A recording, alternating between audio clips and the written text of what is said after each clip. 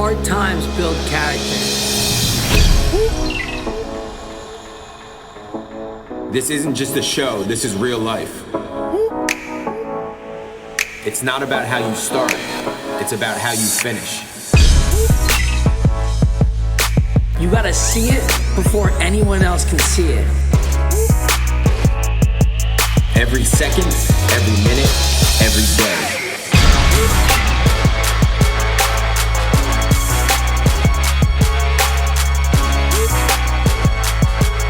We train for life. We got you. And welcome back, everybody. Season number 3, episode number 6. Q&A, The Relentless Way. Just Paul and Matt today is the title of our episode. The Relentless Way podcast. As you see, Paul Alvear, or as you hear, here with my longtime friend and business partner, Matt Strout. Today, Matt and I are going to mix it up a little bit. We're going to throw it back to some format of our old Q&A episodes that, you know, in the past we've had different guests on, different coaches on. Some people pop in through video or through our social media. We did some Q&A through Instagram. So today, Matt and I are going to fire away and shoot some questions at each other. Not scripted. We didn't write them down. Just good old-fashioned conversation. Good questions, just to bring perspective again to the surface is our main goal for the Relentless Way podcast, to bring good positive energy and positive perspective and stories that can help all of us grow. Not only Matt and myself, we're rolling. We have a couple solid guests planned over the next month or so of our episodes to kind of get going into the second half of the season. So to bring perspective from everybody. Matt, if you could just take a second, remind people what we love them to do to spread the love and spread the energy and spread the wealth. Yeah, our mission here is just to keep putting out the juice, you know, get the brand growing of what Relentless stands for, the Relentless Way, the lifestyle. So if you feel, you know, that any of this, you know, hits you in the right way, or you feel like it gets you going a little bit, and you know someone that you love and care about could benefit from it, we would love for you just to share it, you know, send it out. That's what this is all about. As well as if you ever feel like you have a question or you want to come on and share your story, do not hesitate to reach out. You know, if you have our number, call us, text us, Instagram, direct message, whatever it takes. But the ultimate mission here is to show and connect with humans, show relatability and perspective, and to bring people together and let us understand that the ultimate coliseum we're all competing in is life. It's hard, it's not fair, never was, never will be. So how are we going to wake up every day and decide, because it's a decision, to attack adversities and problems and focus on finding solutions? And that's what we like to bring to the table between ourselves, our team, and our community. So definitely appreciate the shares, and we want to keep that rolling. Definitely. To start it off, firing away, I'm gonna start off with a question for Matt, get things rolling. So my first question for you is this. Who has been the single biggest influence in your life? Good one. It's deep.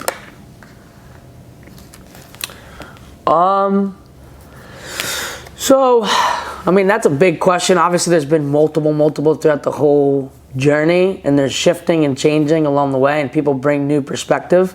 But if I had to boil it down to the nitty gritty, I'd probably go with my mom, because of just watching her and her journey through her own life. You know, as you get older, you start understanding things more too. So, like, I think I always felt it and knew it. And then as you get older and you learn things, it makes you even appreciate even more, you know? So I think just my mom, the way she approaches life and handles it, you know, she lost her father at a very young age. She was like 17 or 18 years old, and he passed from pancreatic cancer very quickly, very short time, which can affect anyone, you know. It could go multiple different ways, but I believe that, you know, when life hits you in a certain way and what you do with it, you know, we always say life is, you know, 10% what happens to you, 90% how you react to it. And I think the way that my mother reacted with her family and just that foundation of, I always say my foundation is on love and loyalty and hard work. It boils from that, obviously, into working with my father as well, you know, the whole combination of them. But I do believe just the way that her first reaction always is positive. It's find the good. It's to do the right thing, and I always stand by. It's one of the things she's told me since I was little, but it's say what you mean and mean what you say. I take that really, really deep into my heart to follow through on my word. And she lives it, so I think it's one of those things.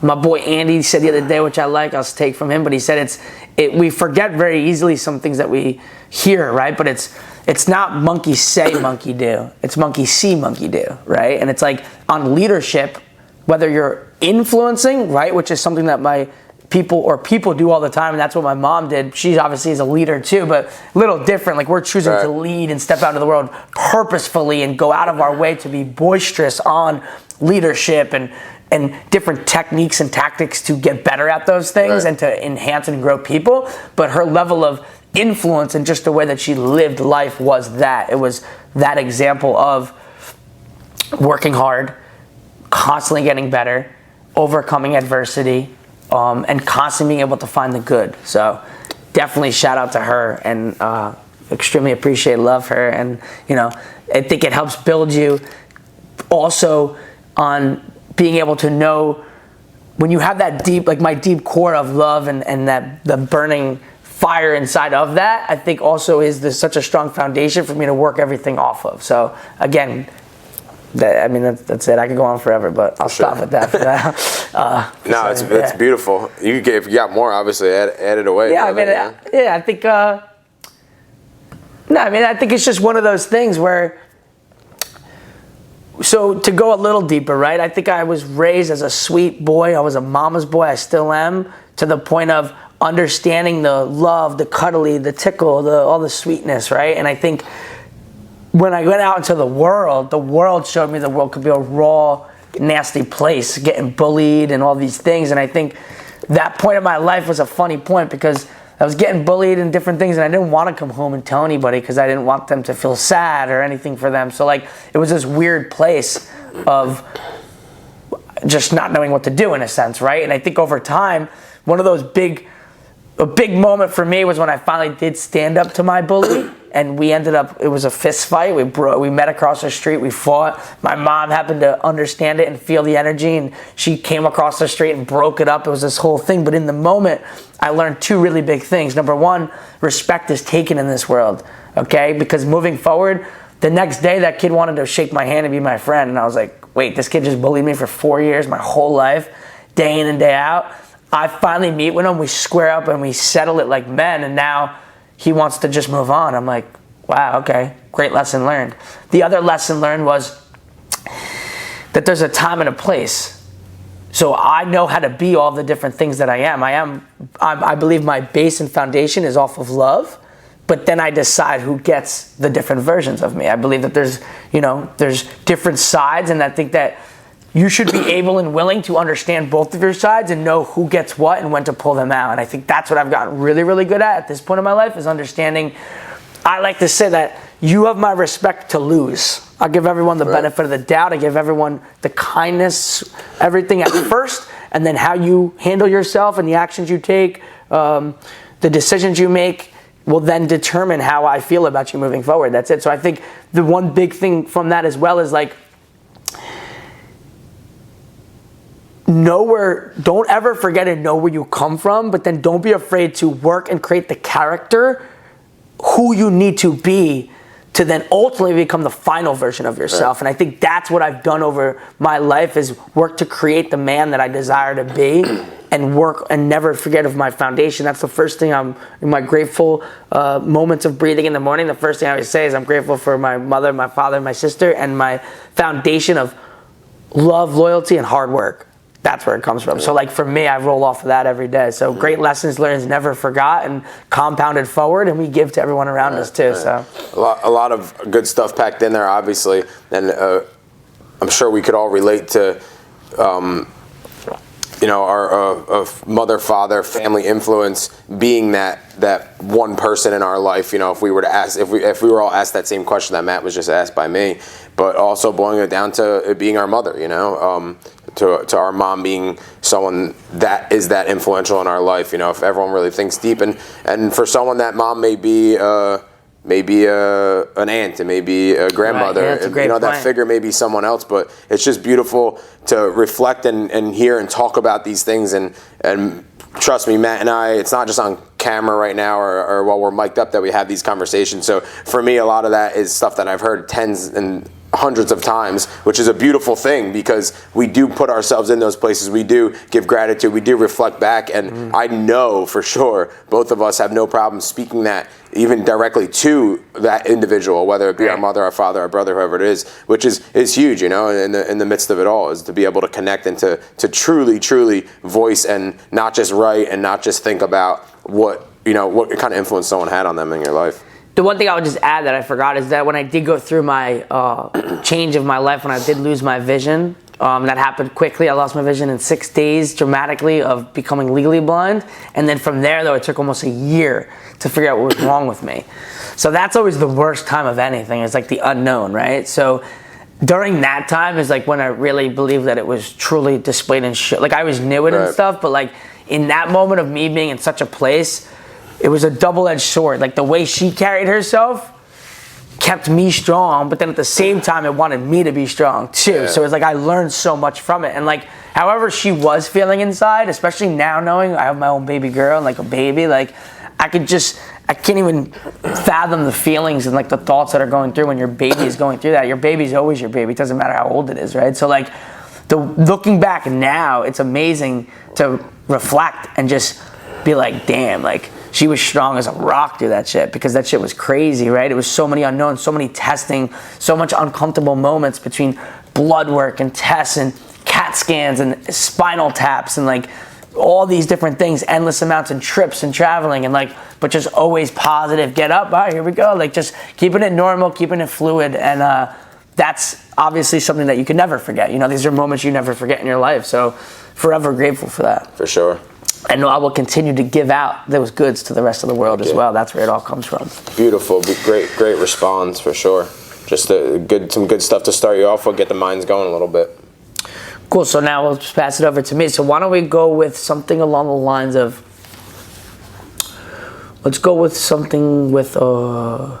like a place. Let's go with like a where for you, because I know the traveling was a big thing. But where, throughout your life, where was one of the coolest and most different trips that taught you some of the most crucial and beneficial life lessons that you could carry on or still carry on to this day? So whether that be in the country, out of the country, I know you've been blessed to do a lot of travel. So like, what have you seen in these different places, worlds, and like even like different places have different ways they live, right? So from that whole experience, what do you believe into this current day have you been able to take and compile leading up to who you are now? So I guess with the buildup of all the trips, I've obviously, as Matt said, I've been blessed to travel many places inside and outside of our country. First off, there's so much inside of our borders, inside of the United States of America, and inside of our country that to see. So my first thing is that, and when I don't just mean like Mount Rushmore, I don't just mean like the Grand Canyon, I don't mean Yankee Stadium, I'm not talking about like stuff like that. That's all fun stuff you do along the way, but I'm talking about perspective. There's so many different ways of living, and there's so much different perspective to see when you go to these other states and the West Coast, the East Coast, down south, wherever you may be within America, there's so much to see. So I want to start with that. I have been blessed to travel to probably about, I would say like maybe not as much, some people have pinned down more. My goal is I'm getting there to add on, but I've probably been to maybe like 15 to 20 states or so. For me, it's I travel for sport a lot, but also family, friends. My dad worked for the airlines, for United Airlines for 25 years and still benefits from their traveling services. So I do still travel often. I would love to get back to it. But then we talk about outside of the country. That's when you really get a different perspective. But like I said, a lot of shit you see outside of the country, there's shit like that going on inside of our borders too. You know what I mean? So I'm going to boil it down to one trip though, which was a huge life-changing trip for me. I think it had to do it because of the age I was at, the time in my life, along with the people that we were traveling with, and I will get into all that. So it had to be 2005 or 6. and we took a family trip to Germany. So it was on the premise of it was the summer. My uncle, who lived in LA, had business in Germany. He had a seminar, a long week workshop, whatever you want to call it, an expo, whatever the hell it is. He was in the logistics business. It's my dad's youngest brother. My dad's one of 6. So my Uncle Pep, he was probably in his late 20s, early 30s at the time, right? Probably early 30s because he's about 16 years older than me or so. And him and his wife, she joined us on the trip. She lived in New Jersey, so we flew out. So now I'm going to start from the beginning of traveling to the trip.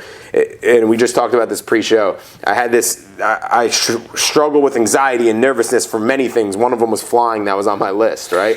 So now I'm in high school now, and I've experienced some other things, and I've built myself to be in a different place. And I'll never forget, it was the same lead up. It was our first trip really in my high school years, and I was very nervous. And definitely everyone that was around me knew that's how I was going to react and how I was going to be. So nights before leading up, they were preparing for me. Like, listen, don't worry. The worst case is if you feel real nervous, you don't come on the trip. You stay home with grandma for the week, and we figure it all out. So they gave me options, all these things. But what I noticed in those moments is I was in one of my better places. I talked about high school being a moment where, being a 4-year span where I was so confident and comfortable because of people that led me in high school, from my coaches, some teachers, some peers, that I just felt like I was in a better place. So to start that trip, it was the best I ever felt. We got on the plane. It was so smooth in the morning. I didn't throw up. I didn't get sick. I didn't pass out. I didn't feel any other way about traveling. It was more excitement and joy, right? We were with my aunt, my brother, my mom, and my dad. We had the privilege of flying first class, and that was when the seats first started going down because of my dad's benefits at the time, and because of the world wasn't as well traveled then, so the plane was almost like empty. Honestly, like we were probably it was probably 50% full in first.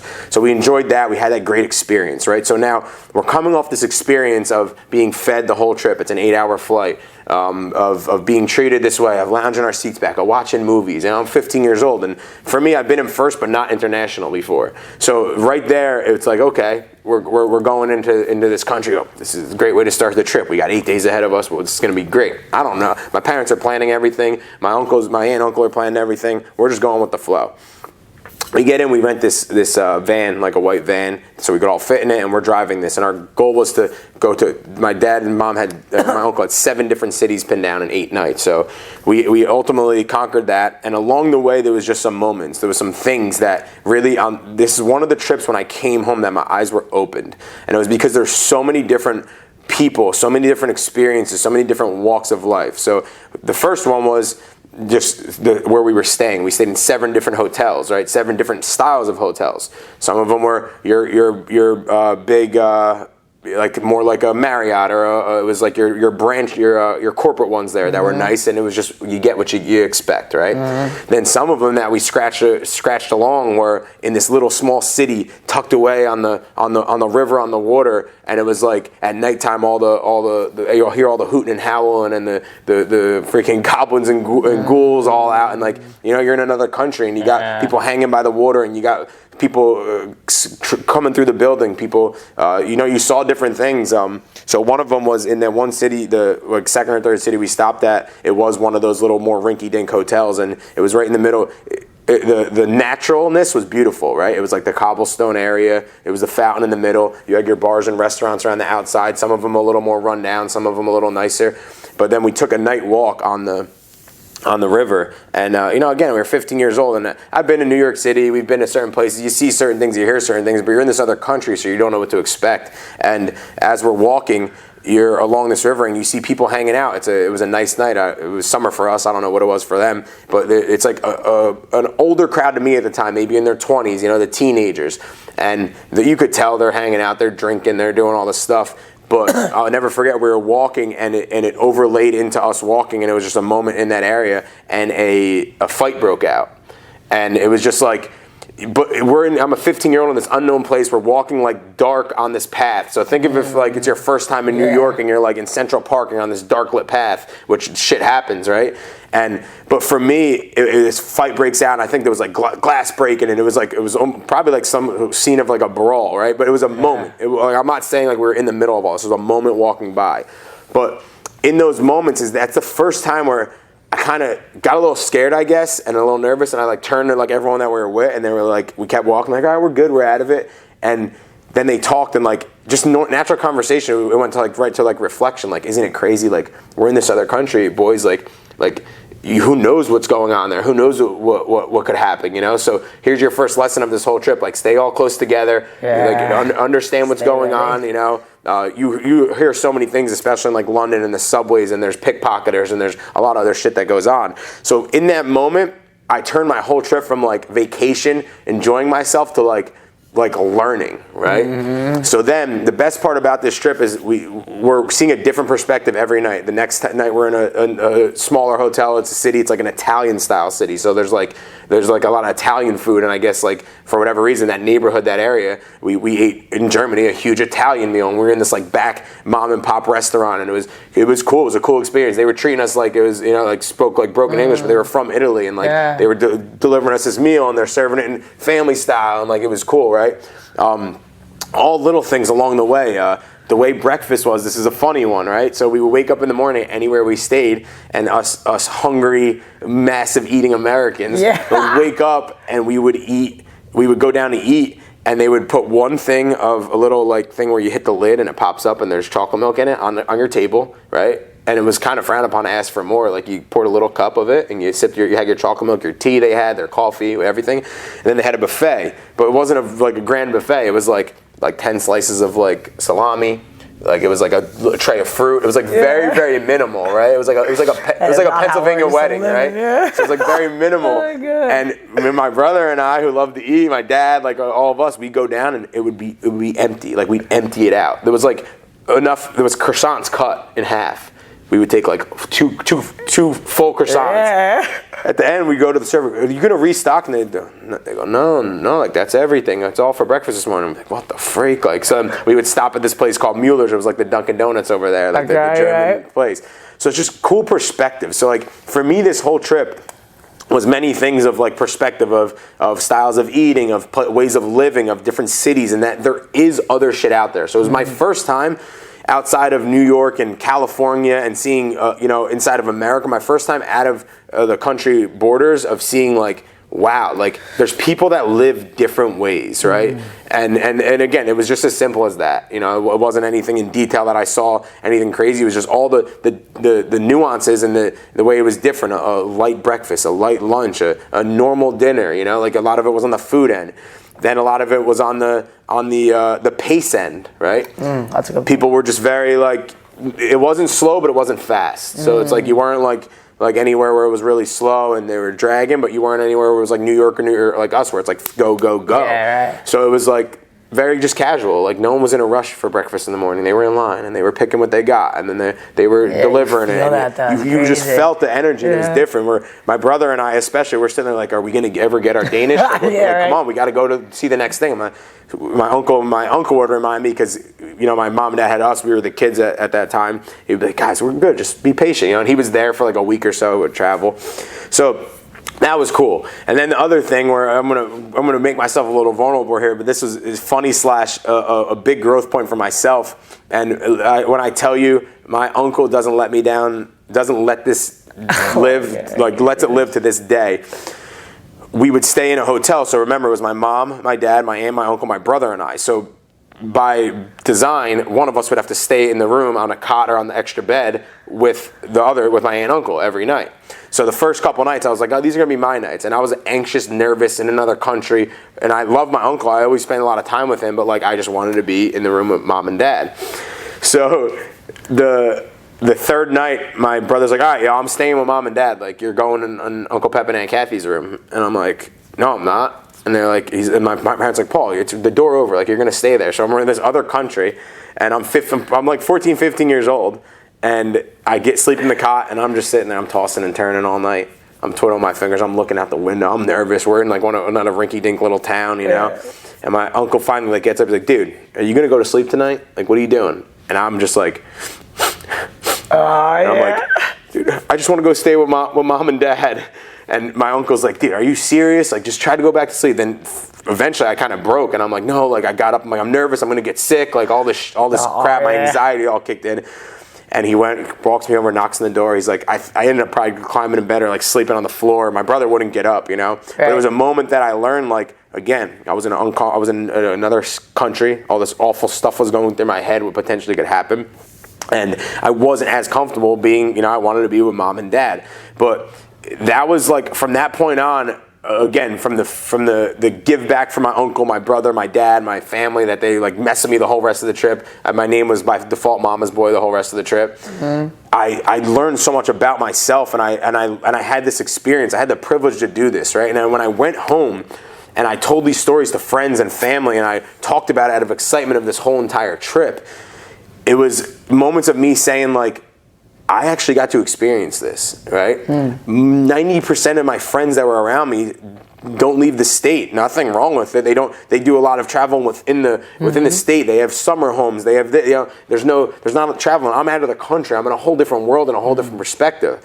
So after realizing that everything's okay, like we're good, like we're with our family, everything's fine, I also realized the ability and the benefit that I had to get this other perspective. So for there, that really catapulted me to start traveling more. Mm-hmm. So travel was by family vacations, whatever my mom and dad said we were doing at that point. And then after that, my dad was like, listen, if you felt comfortable, if you feel good now, you could start traveling on your own, you know? And that really catapulted and kind of pushed me towards going out and venturing out. And I think that was a huge thing for me, because remember, when I was feeling this anxiousness, this nervousness, and all this stuff, it was because I was so comfortable with mom, with dad, with home base. And what I needed in that point in my life is to go out and experience different things and change my setting, change people around me. And I always had that to go to this day. And it's something that I'm very well versed in, I'm very good at. And I attribute it to moments like that, and to kind of that perspective and story that I just gave, to being able to get on a plane and go to California and visit my uncle, to be able to drive down to South Carolina and visit some of our friends that are down there that have homes, to on my own or with a group of friends, but with purpose and intention to separate, get different perspective, change your scenery up. Not to go and lounge and vacation. So obviously, it happens in between, but to go and just get different perspectives. So to kind of sum it all up, for me, obviously, I could talk about traveling and all these places I've been, but that's not what we're getting into now. We're getting into that moment of the one moment and the one kind of trip that we took that really opened my eyes to a lot of different things. And for me, it was that trip to Germany, and a lot of other things in there, from castles to we went and saw the concentration camps and how things happen, and it was eye opening. I went back. Honestly, I went back with like loads of information and knowledge that I could say that maybe I didn't get in a whole year's worth of school. So it was cool. We could do a whole episode on traveling, and perspective and experience one day for sure. But a beautiful thing for sure. Well, something cool that I just heard from that though is the big thing I believe that you gained from the whole thing was the confidence internally in yourself. So what happened over time was you built comfort in yourself to be able to go and do whatever you want now, and your comfort's always in you, number one. Number two, the other thing I hear is like, you and I both are obviously very similar in this, but now, off of what I just said about you, it's also like what we pride ourselves in every day now. Like, we pride ourselves in creating comfort and solutions for everyone else around us, right? It's like when people don't know what to do or they feel scared or intimidated, most people at this point, which we're very proud of, will reach out and hit us up, which is cool. So I think like, what my mom did for me, or what these trips and these experiences with your family, and what we with all these different things, my mom, my dad, my sister, my upbringing, your mom, your dad, your upbringing, we always knew to go back, right? Now, we know we can still go back, but we have also built ourselves up in order to be able to give that feeling and that energy out to others, and it's cool to kind of look at it that way, because now it's like trickling. And these first two answers, as you just kind of pointed direction to, if you think about it, like we were blessed to have that. To those people to go to, and those, and now us becoming people like that for many people in life, and taking that into the profession and what we do. Cool. And it's an amazing thing, and it's also something that you should always reflect on. You should always, give energy to, and understand that how fortunate that we are, or that you are. If anyone listening has stories that are running through their head now and perspectives, just try to dig back to those moments, even if they're a little bit fewer than maybe we're voicing. it's all good because you have that. And there's people in the world that don't have someone to their right, don't have anyone to their left, don't have anyone around them at all, you know, or the ability to gain that experience. You know? Most humans fear unknown, change, different, right? We all feel those things. So like, think about the really, really boiled down lesson as a kid. You got firsthand experiences to go out and attack unknown, unmarked territory, and they taught you how to deal with it. So now what do we get the opportunity and blessings to be able to coach individuals around us? Most likely are when they're experiencing new, unknown, or scary things in their life, and they need a little bit of affirmation to go put their head down and go through them and to learn from them and to grow from them. So it's coming full circle. It's pretty cool to see that. Yep, it really is. It's amazing. So my next question for you is, I think it's going to bring out a little more of that amazingness for sure. Is what is one of the moments in your life that brought you the most joy within the relentless growth and movement? I say life because it has been a pretty big chunk of your life for the last 10 years or so. I want you to really reflect back into the specifics of the relentless movement inside of building the business. What has been something that made you smile the most and like is one of the most joyful moments? I know there's many of them for sure. Yeah, there's a lot. The most joyful moment. Oh man.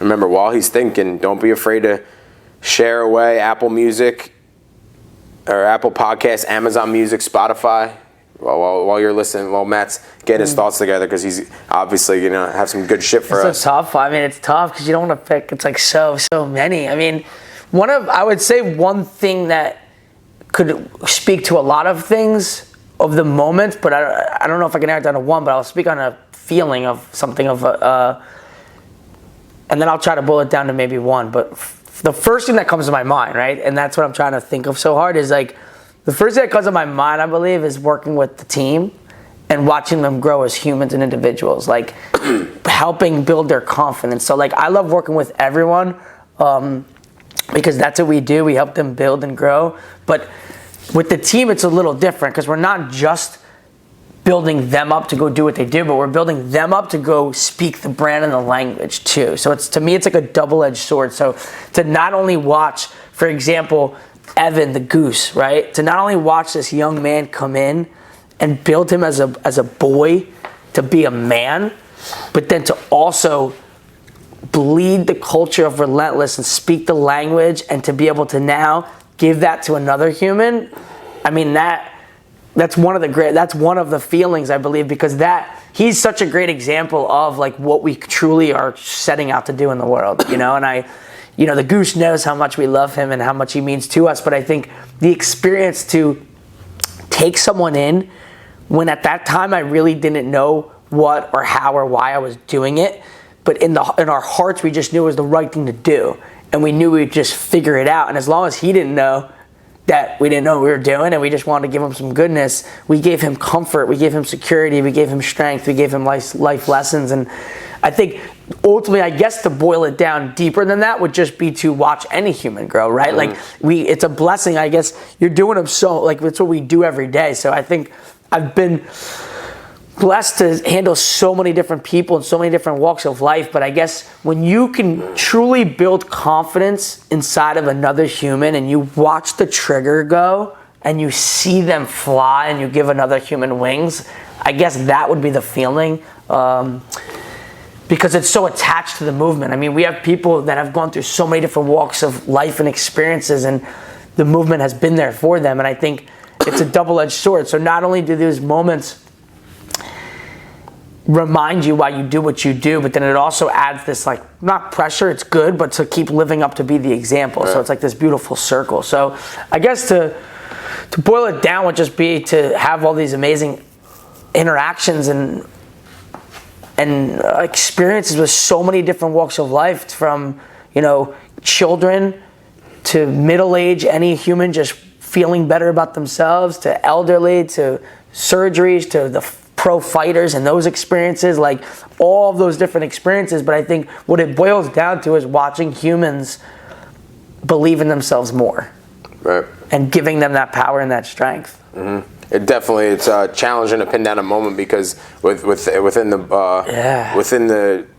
bulk of his answer there are so many I could attest to. You know, there are so many moments of seeing people grow and changing people's lives. I think Evan definitely, that's a great example to put in the middle of all that. Of, you know, I'm sure that's what deep down inside really probably, you know, for you internally, you know, you were, as much as a team we've helped him grow, you've been very strictly connected with him, which is a beautiful thing. And, you know, a lot of people actually thought he was yours for a while. You look like him too. No, I mean, right, it is great. It's crazy, you know. It's a wild thing. It's cool though. It is. It's beautiful. Beautiful stuff. The goose. To add a little bit to it, you know, I think in the center of all that is, if we really think about where he is now too. And Evan, if you're listening, just keep doing what you're doing. But he has in I would say like the 3 or 4 years of really being on the squad and taking it on as a career for him and like a lifestyle for him has probably exponentially grown faster than like anyone or any of us that we've experienced within our movement. You know, it's really unbelievable to watch. And I think that we reflect back to and we attest a lot of that too, his ability to spend and be within the movement for years before that, you know, not only as a member but as like a hybrid. Like literally, we've talked about it on many episodes and many times of how he would come and basically make it a summer camp. He would get here at 6-7 a.m. in the morning, spend his entire day for a couple years in a row. You know, when he first came in, what was he, 13, 14, around that range, all the way till he was, you know, 17, and then, you know, we said, hey, welcome onto the team. Yeah. So it definitely I could see how that brings a big smile to your face and everyone else's. Yeah, but I also think too, him being around also leveled, without even knowing it, leveled me up. Like I think back to the experience, we talked about this the other day, we're always reflecting, him and I, of when I got headbutted and it split my eye and it was gushing and we met outside, I was bleeding, we were trying to stop the blood and Paul's there trying to clean it and put Vaseline in. But I remember the moment of having this like 13-year-old kid, because he saw it right away and I was like, go get Paul, because I had a white glove on and I touched my head, it was covered in blood. So I went outside to try not to make a mess, but he was standing there watching. I said, go get Paul. So he gets Paul and we're running, we go outside and I'm just like gushing out of my head. And I remember though, Paul being here working and seeing the kid out of the corner of my eye and he's just like this, he's staring at me and I knew it. But every moment, that's the power of influence. Like in that moment though, it reminds you like, how I handle this moment right now is going to impact him forever. So like, I stood there and I stayed calm and cool, and that was it, because this kid will remember this moment for the rest of his life. That's what you remember, good and bad. You remember them both, right? So like, that was a teaching moment. And moving forward, now you have so many more of those moments, and it shows you how powerful and important influence is. And this is why I do take so seriously of creating myself to be the example. Who I am is who I am. All day, every day, 24/7, 365. Like, I attack life to be my best self. And I think that now trickling is really cool to watch, because this boy at 20, he's a man at 20 years old. You know, he was a boy raised by lions. We treated him like a man. We raised his standard. There was moments, we always had to remind ourselves and look, like, he's 17. Like, because we'd be coming down hard on him, but then we're like, but it's because we held him to a standard, and now looking back, he loves that. And he appreciates that, and he wants that. Yeah. Like, he calls me a lot on his way home just to give me a quick update and a reflection. And last night we were talking, and he said, it's funny, like, he said something that I said earlier in the week, which again makes me proud because he's always listening. But he said he wants to protect his product, because I said that earlier, that I take a lot of pride and I'm selfish in my product with boxing. Because I remind him, if someone wants to talk, it's okay, but don't box and talk. That's bad habits. I just released something new into my pad scheme, and I was explaining to him why. And then I was explaining to him that I'm extremely selfish in my product because I want to be the best. And he reiterated that back to me and saying that he's doing the most work he's ever done right now. And he has these moments of feeling like a little fatigue and a little question, but he said he remembered that. And last night, he had one of his newer young buck clients who's very intense and loves it at 6P. So Goose has been working 6 A's all days. He's grinding. He's working the way that we should work when you're going to get something, right? The way that we work. But he's here 6 a.m. Thursday, and he has a 6 p.m. intense boxing session. He said in that moment, he goes, I took a deep breath, and it was actually like my best session of the whole day because I protected my product. And it's these moments, it gives me the chills when he calls me and he says these things, and it's like, but that's what we want to do. The only other thing I'll just throw out, because I'll keep this moving and we can talk about this separate. The other biggest thing to the Relentless movement, I would say, is the way that we handled the pandemic as a team and a business. So I'll just throw that out. That was just evolution of knowing who we are, what we're made of, and why we should be leading this movement throughout the whole world. So that I'll just say that gentle. Maybe we do another one on that some other day. So with that said, let's go now for me to ask a question to Paul. Let's go with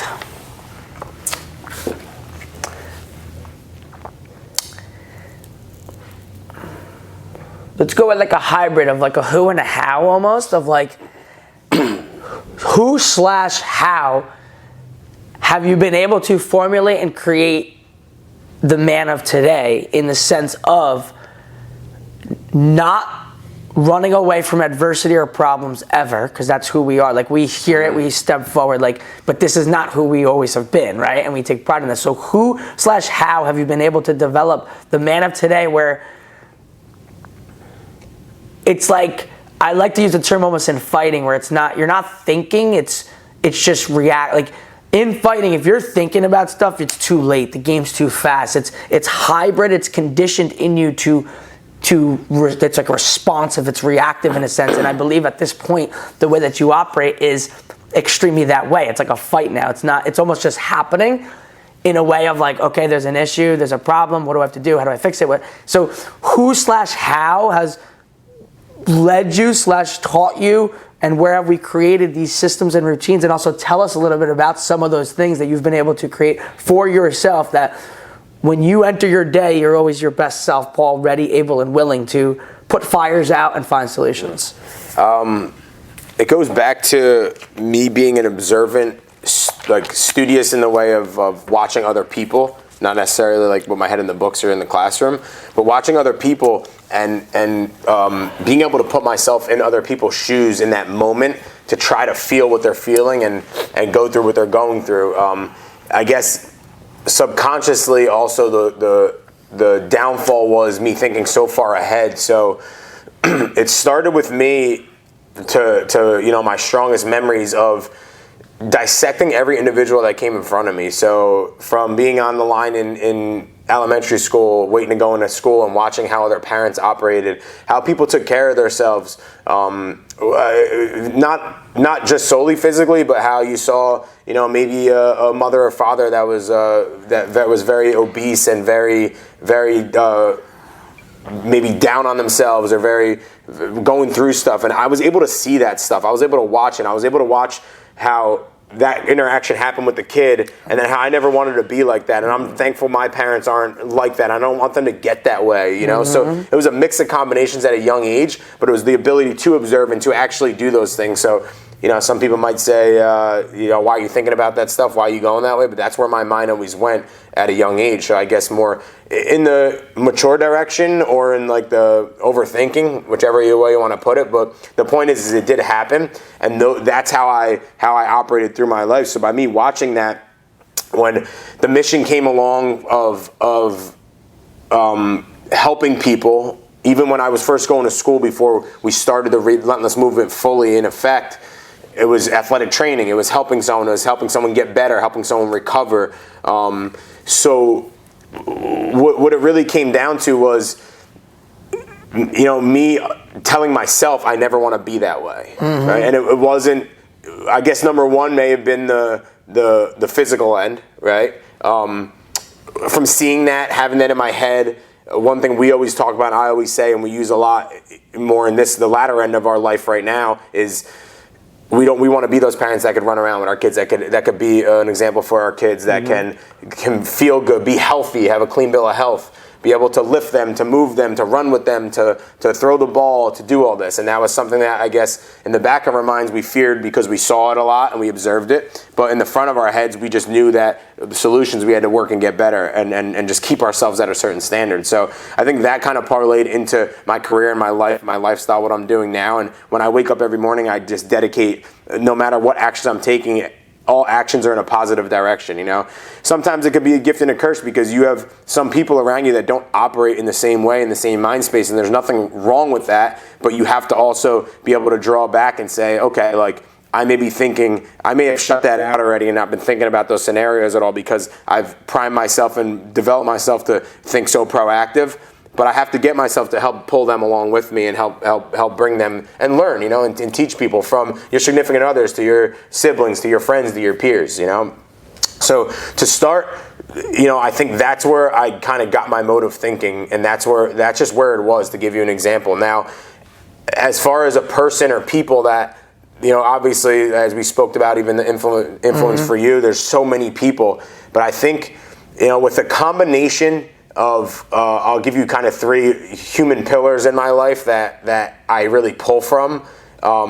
Outside of, like you said, the consciously deciding, like, I'm going to listen to this person, I'm gonna read this book, I'm gonna, you know, your influencers that you never met or you don't know. Correct. Right? Is my mother, my uncle, and Perry, you know, our partner, our investor. I became very close with him in a different way, you know.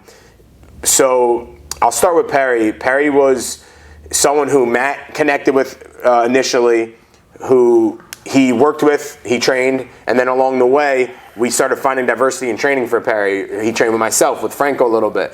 And that's when I really started connecting with him. I was doing these things on the back end of the business, and obviously, like, hearing him out, he was guided. He helped us transition into our bigger space. He helped us financially. He helped us learn how to build it out and just go to work and solve problems, right? Mm-hmm. But then I started spending more time with him. I started connecting with him more. I started talking on the phone with him more. I started texting with him more. I started spending time in sessions with him that were, as we always say, they were a double-edged sword. Mm-hmm. He would, you know, I would help him on the physical end, but I watched, most importantly, what he taught me is some things that maybe my mother and my uncle didn't teach me as much on the taking care of your mind, taking care of your body. Of, you know, you had this man who was, you know, same age bracket as my parents, and he was coming in every day, 5 days a week, making the effort to put himself in front of a coach and investing in a you know, we were in a trainer at that time, right? Yeah. To better himself. And maybe, you know, he's a man of many things that he's learned and he's developed of his own. Maybe he didn't really give into the whole, you know, he didn't need it from us as much of the performance coaching, and he didn't want to hear all that shit. It was just, help me move physically, help me get that release every day, and then I'll share my world with you too. And I think subconsciously we connected on other things that, as we spoke about, was like an influence in its own. Like as you talked about, you were teaching Evan and guiding him, but he was teaching you things along the way, 100%. Right? This is how it was for Perry, from me taking trips down to South Carolina. And yeah, we had fun, we played golf, we went out, we hung out, but there's just so many lessons built in between, like so many conversations that, like, I literally to this day, especially through the pandemic, I haven't really spent as much time with him and travel, but like I salivate for them, and he knows when he reached it, he knows, like, listen, I'm sure there's many people in his life that occupy that time, but he also knows, he connects with me and knows that, like, we do have that bond, so it's a beautiful thing. But it's something that I intentionally, unintentionally, someone that has been that influence and helped me mold on my way of taking care of myself. Most important thing. There was this man that has a lot of things that everyone dreams of and everything loves, and may have other things that he wants still, but he still took care of himself. He dressed himself well. He prepared himself for the day. He always shows up ready to go. There's really never a moment where you look at him and you're like, he was late. He didn't have it today. He looked tired. He didn't take care. Like, he always takes care of himself first, and it's a gift and a curse, but he really always did. So that was a lesson. That's someone on that end. And again, let's go now to my uncle.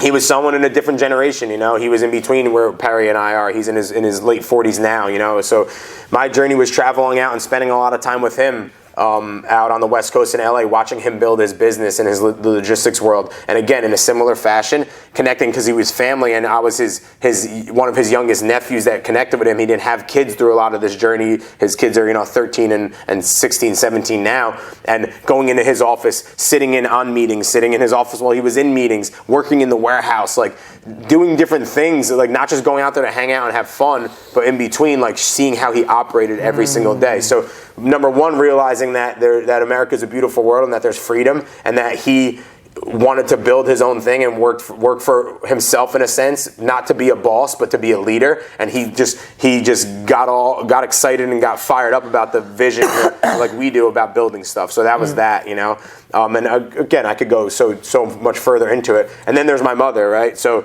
she was more of the person that gave me all these attributes and was the direct influence, along with my father, watching honestly their relationship and how they parented us and how they helped us grow intentionally and unintentionally through a lot of this stuff. So I like to give a little mix of all that. And listen, it doesn't mean just because I experienced that, right? We say this all the time. Just because we experience that, it doesn't mean that we wake up and we have that every day. So then it's our relationship and our connection, I'm specific to Matt and I, of keeping each other on point and on task. Listen, we both have a lot of friends, we both have a lot of family, we have a lot of people, but the fact of the matter is him and I spend probably more time with each other than we do with anybody else. And there's moments just like any other relationship, than the ones that I talked about with my uncle and I, with Perry and I, with my mom and I. But the beautiful thing is that we keep each other on track. We compete with each other. We bring that energy to our team and that same mindset. We keep each other in check out of respect, out of love, and out of loyalty too. So again, all these beautiful things have brought me to a place now of right side by side with you of staying true to what we got into, of taking care of ourselves physically, mentally, and emotionally, being the example for our little ones, for our family, for anyone that's in our circle, and obviously go back to the 30 plus episodes before this, a lot of nuances in between, a lot of things in between that we work on, that we build. But to the core of it all, just waking up every day with a plan and with a system to better yourself, to prepare yourself to best deliver to everyone around you. So cool, a lot of great people that I could thank to this point, but a lot of work that needs to be done too. Great question. As you could tell, Matt and I could go into the depths with answers, but that's why we are doing this. That's why we are spreading this information. That's why we're sitting in front of this camera at 6 a.m. to deliver this, is to give everyone this energy and this passion, and we just aspire to bring it further and further into the world, right? No, 1,000% on that one. People laugh. I say 100% a lot. That's 1,000% though. That was beautifully said. I appreciate it, and that's couldn't be said better, right? So I'm not going to go any more into it. But the one thing I also want to add is the way that you did. I'm going to add to what you said about our parents, because I believe our parents are very similar in the sense of the way they complement each other, right? They've done such a good job of complementing, of being hands-on, coaching, playing with us. Like my dad, I remember my dad coached and played everything. He always led me. I always think back to the moments of like competing in anything, right? And driving home. When I think back of like the talks that we had, it was always like, looking back now, it's pretty cool because like, it was almost like an expectation in just who we were. Like when I did really good, like we didn't talk about it really. Like it was what we expected. We worked hard. When, if I played basketball and I was the point guard and I was supposed to lead, like we expected me to lead. He expected me to D up and but the second we got in the car, like the only thing we really talked about, and it was not talked about, it was just happened. It was organic. Was the little moments I could have done better. Right. It was the little things like, remember that one thing? Like I was like, I should have dished it out, and I didn't. Like, but it wasn't in a bad way either. It was like we wanted it. It was like we did this horrible. Or it wasn't either, let's ignore that and just come up with a solution. It was like, let's talk about it. And let's talk about it. Let's build, and then from the other side of my mom is like that other compliment of just like lovey and work hard and all that too. But it's like that dynamic compliment. And we both have that. I think that's something that we could both definitely, we meet on a lot of things. But from that, like the dynamic of our families, the connection of our parents, what they bring to the table. It's pretty cool when you say it like that and when you break it down that way, because of how well they've complemented each other to give us such great perspective and different ways to embrace and attack life. And to me, it boils down to the ability to understand your downfalls, understand your mistakes, understand your error, your faults, and then to be able to catapult into to finding solutions and finding ways to overcome those things and to better yourself at those things. All in all, and that's, as we close it off, that's the relentless way. That's how we operate. To truly face your fears and truly to line all that stuff up and build it up to, hey, I'm going to reflect on this situation, on maybe mistakes I made, on how I could get better, and I'm going to help it. Because the reality is, the reason that people don't take it that far is because they're fearful and they're scared of them failing again, or of going too far, or taking it to a place where they can't recover from, when you could always pull yourself out of anything. You could always make it better. You could always find solutions. So awesome, beautiful, unbelievable answers, fresh, good, clean perspective from both of us. We always appreciate you guys listening in. We did hit over 1,000 listens on our overall podcast, which is a beautiful milestone. It's a starting point. It's a great place. So we thank everyone for listening and for getting us over that 1,000 listen point. Let's just shoot for 2,000 now, and solely for the point, we're not focusing on numbers, but we're focusing on the lives that we're affecting, the lives that we're touching, and the people that are listening. So for us taking the time to do this, we'd appreciate if you take the time to share it away. There's usually a little box with the arrow on it, on somewhere, a link that says copy link. Send it to your friends, send it to your family. It just take a shot. It could change someone's life. It could change someone's perspective just in one day that is so meaningful to them. So thank you guys for listening in. The Relentless Way podcast, episode number 6, season number 3, Q&A, The Relentless Way, just Paul and Matt.